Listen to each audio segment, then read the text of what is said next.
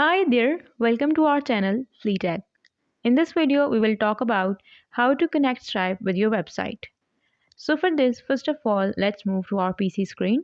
Okay, so I created my website on Wix. So I'm here on Wix editor. So first of all, go to elements where you can add different buttons. So I will click on this plus button on the top left corner. So from here, go to payment section and in payment, click on pay button.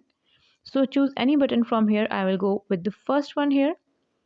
So simply click on it so it will be added to your site. So now click on manage payment methods. So you will be directed to payment methods. So from there you can choose the payment method that you want to add. So first of all we have Wix payments where you can add credit or debit card.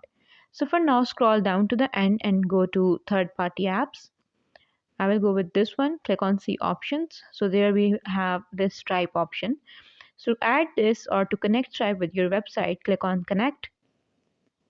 Now here you must log in with your Stripe account, and as you click on connect, so it will start connecting, and within few seconds your Stripe will be connected with your website. So in this way you can connect Stripe with your website.